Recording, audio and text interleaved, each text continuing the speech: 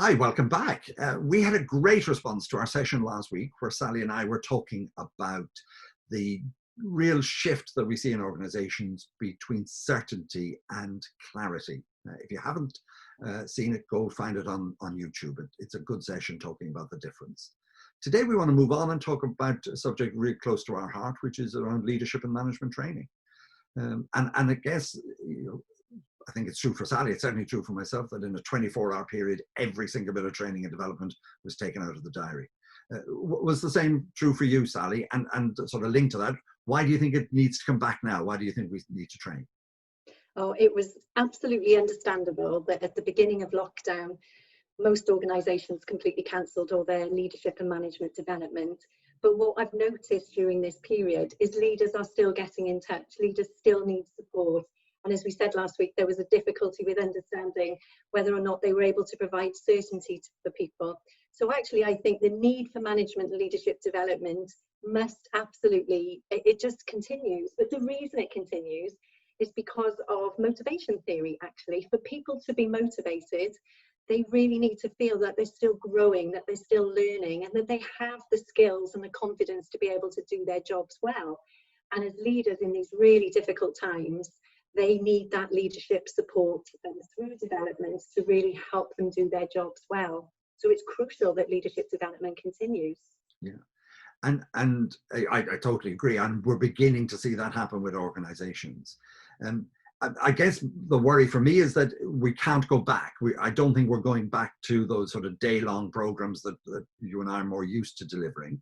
And we're seeing the growth of training in a different format. What worries me is that I'm getting some clients phoning me up and saying, can we have a half day or can we have that day broken into 4 bits or something? And I'm not too sure that works. I think that's missing the point about the new world that we're in.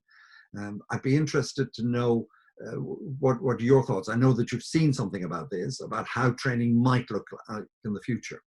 Yeah, absolutely. I was listening to David Rock actually talk about the neuroscience behind learning.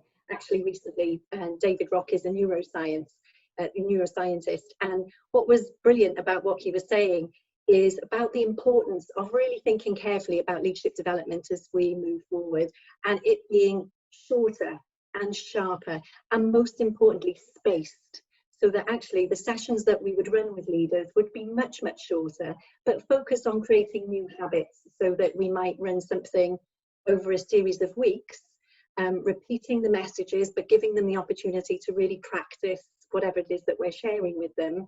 And then most importantly, encouraging them to be recalling what they've learned and being held accountable for that change. So really thinking differently about the way in which we engage with leaders, through this new technology that we're now having to use.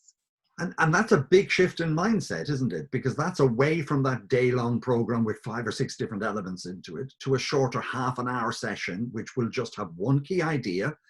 Take it, go away, try it, come back next week and tell us how you got on. And by the way, here's another little piece that adds to what we gave you last week.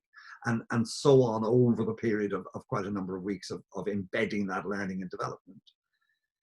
And I guess I'd add to that what then becomes really essential is the need to support within the organization. So the creation of peer support groups, we used to call them action learning sets in the past, I guess, of fellow participants supporting each other, coaching each other as you try to create those habits that you mentioned. That's a very different training and development world, isn't it? Away from the big courses into much smaller little pieces, repetitive with space in between.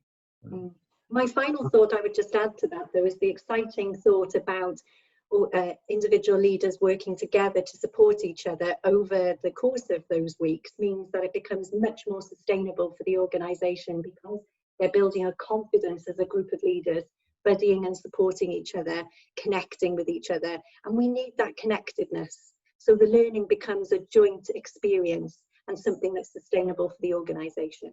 Yeah, absolutely spot on. It would be a very different world. And I think a better world, a much more interesting world from the organization point of view, much more interesting from the participants' point of view as well. Yeah. So there you have it, folks. That's what Sally and I think about training and development over the next, well, more than 12 months. I think actually it's going to be the way it'll happen in future. Technology will enable it. COVID has brought forward some of those changes that were going to happen anyway. Take care. Let us know what you thought of the video on feedback, and we'll see you again next week.